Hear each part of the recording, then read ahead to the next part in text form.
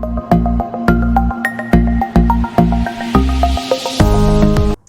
everyone, my name is Jasmine.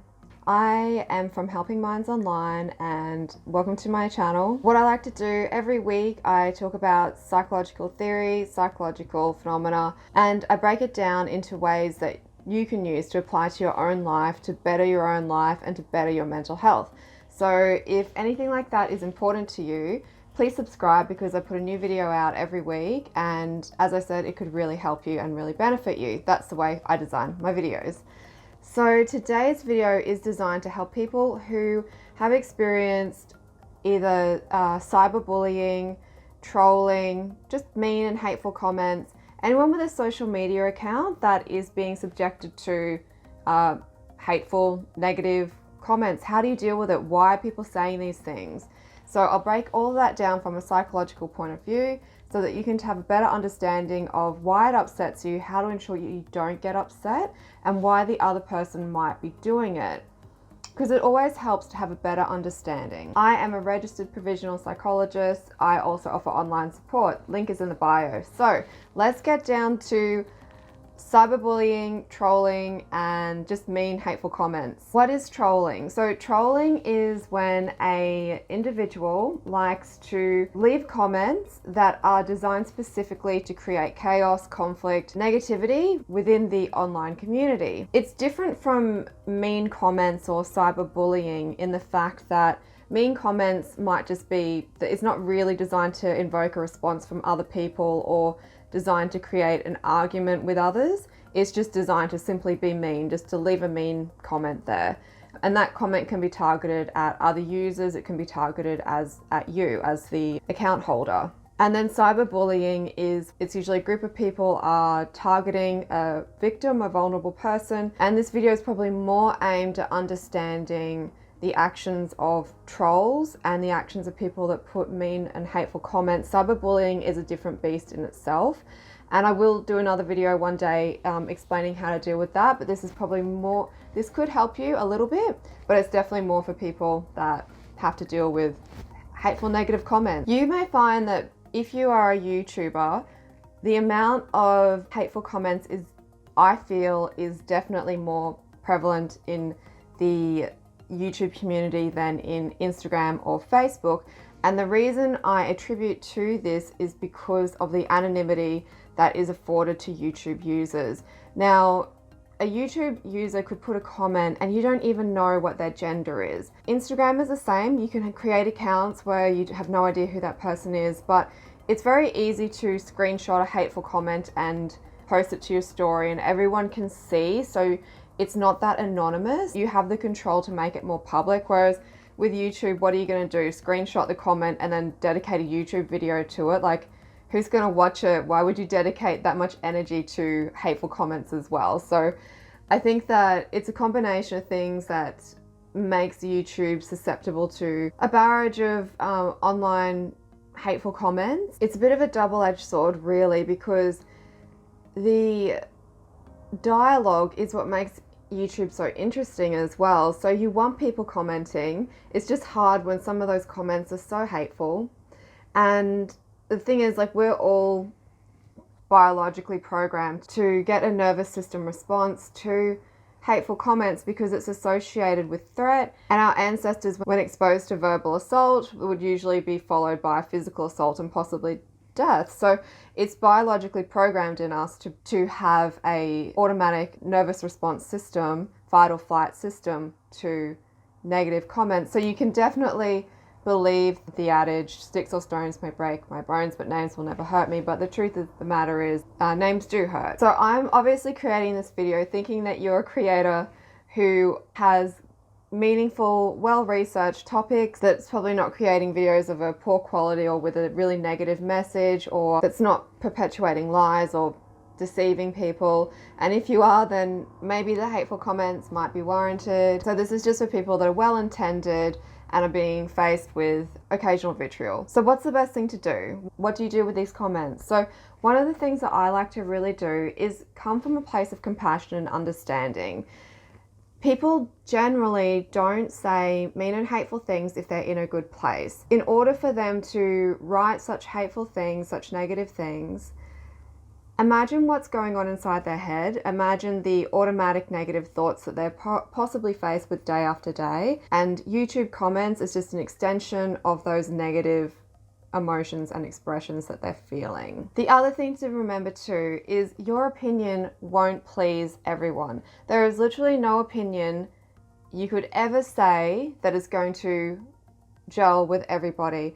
Even if you were going to say something as obvious as Hitler was evil, there will be people there that will say, actually, the Holocaust, I actually don't even want to speak the words of what people could say, but my point is that there's just no pleasing everybody. And at the end of the day, all that any of us are offering is our opinion. It's usually based on education, credentials. Well, we'd hope so, but even at the best of it, doesn't matter how many letters are after your name, you're still just basically expressing your opinion, whether it's your opinion on how to do makeup, whether it's your opinion on what stocks to buy, how to cook, how to bake a chocolate cake. It's all opinions, and not everyone is going to agree with your opinion. And sometimes you will say something that will really cut deep within someone's values. They're going to feel that they're being attacked by listening to what you have to say. And so they're going to rightfully retaliate, and they have that right. They have that voice. Just as you had the voice to say what you wanted to say, they have the voice to say what they want to say too. So sometimes what you say to people is really going to conflict with their values and therefore their identity as well. Even with myself, there was a YouTuber that had a video dedicated to Marilyn Monroe having plastic surgery. I found it abhorrent because I have a lot of respect for the dead, and I just think that this woman was an icon, and she's been gone now for maybe 60 years, 40, 50 years. Just leave her be. Saying that she had plastic surgery was almost like attacking her legacy, her artistry. So, for example, I might put up a video about my opinion on Michael Jackson and whether I believe he was a pedophile or not. And I believe that that is okay because I'm not attacking his artistry. But also, Marilyn Monroe didn't hurt anybody. She died of an overdose of, I believe, like barbiturates, like Valium, that type of medicine. So to take that many pills to actually die from it shows someone that had so much inner turmoil, and she didn't hurt anyone, whereas MJ, I believe, did hurt a lot of people. So that's where the difference is for me, why I think it's okay to talk about MJ as opposed to Marilyn. But what I actually did was I wrote, have some respect. This is just gossip, what you're saying. You haven't seen the doctor's letters. How dare you, essentially. Like, it really conflicted with my aforementioned values. Now, what I said would have hurt the YouTube creator's feelings because she would have put a lot of effort into making that video. For me to say it's just gossip, it questions the integrity of what she stands for. So I understand, like, sometimes we all will say something to defend what we believe in. So if people are just having debate amongst themselves and they're saying really mean things to you because of what they believe in, and that you have compromised that belief for them, you have compromised their identity, just try and just see it for that. Just see it for what it is. It's a disagreement in opinions. So I know that what I would have said to that lady, that YouTuber, would have probably hurt her feelings, because at the end of the day, as YouTubers, we're all taking the time to create these videos.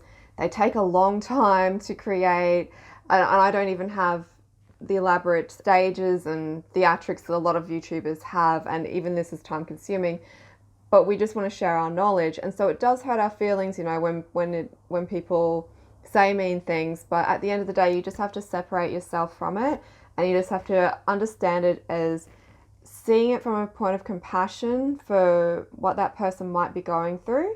And if it's just simply a difference in opinion, then just understand that they're entitled to that, just as you are entitled to yours. Also, just accept that when we do see those really hateful comments, you're going to have a negative reaction to it because it's a biological response. You don't have any control over it, but it will pass. Accept you'll have that feeling, but it will pass. And then you get a lot of positive feelings from doing things like this too, changing people's lives, sharing your knowledge, giving yourself a platform to, in my case, I get to spread awareness about mental health and remove some of the stigma. So that a little negative comment is a small price to pay. So you get your negative comments. What do? You can do two things. You can ignore it or you can address it. So let's look at some of the arguments for ignoring it. One argument is that it protects your mental health. Sometimes being exposed to that level of negativity, it's just not worth it. There's actually a really gorgeous YouTuber, I just love her. She's the Honest Vocal Coach. She's so endearing. She has the sweetest voice.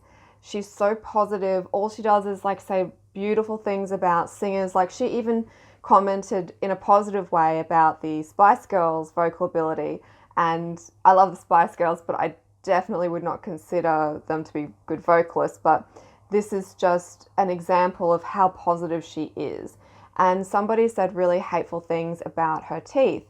And you could see in her subsequent videos, like she was really affected by it. She was really like down, her body language. She was kind of talking like this, like trying to hide her teeth. She wouldn't smile. Like somebody said something about her teeth that stopped her from smiling. Like it just breaks your heart. Like the cruelty of some people. I'm sure that when the person said it, maybe they didn't think it would have that much of an effect.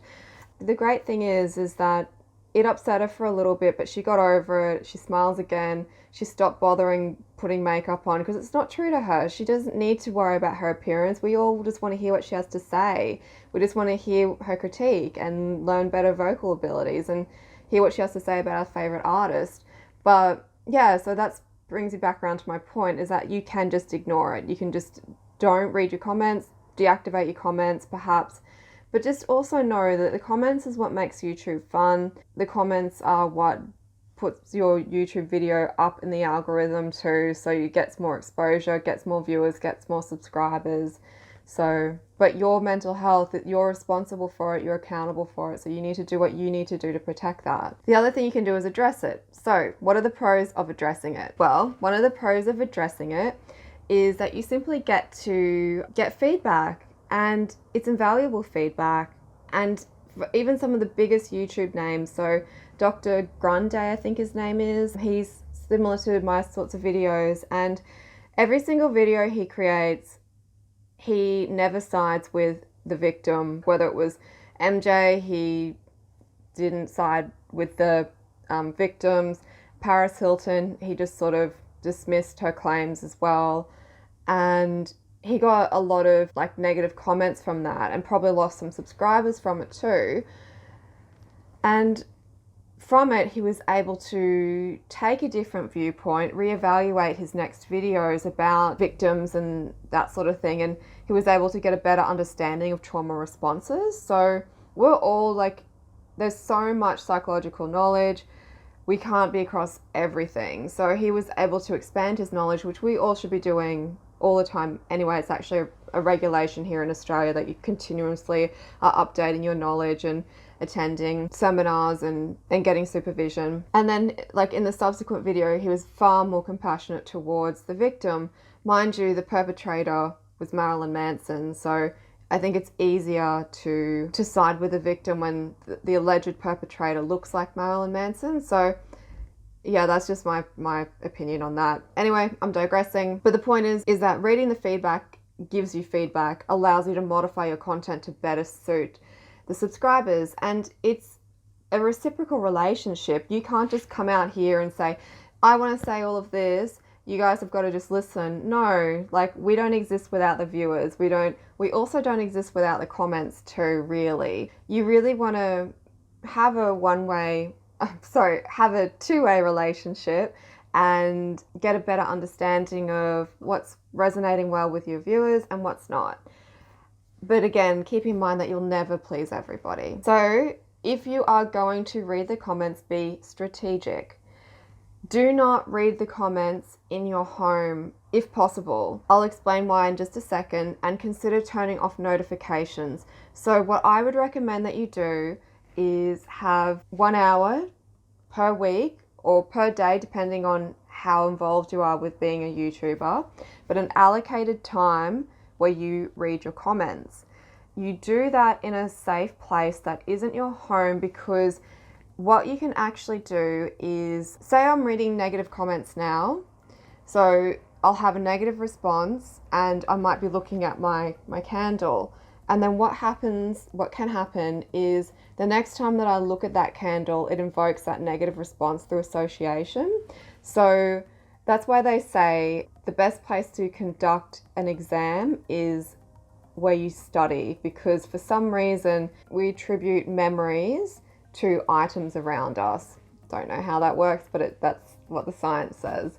So you definitely don't want to have any negative associations within your home, and whatever you do, do not read those comments in your bed. Your bed is your sanctuary, it's your safe place, and you need to be able to be relaxed and rested in your bed. So they're my main tips. When you get trolling, just consider, like, this person may have come from a home where they weren't allowed to express their viewpoint in a safe place, in a safe way, which is why they have to do it so aggressively now. Or maybe they're in a relationship where their needs are neglected, and that inner turmoil is being reflected and is being projected onto their YouTube comments. So just try and take a viewpoint of what must this person be going through in order for them to say such mean and hateful things.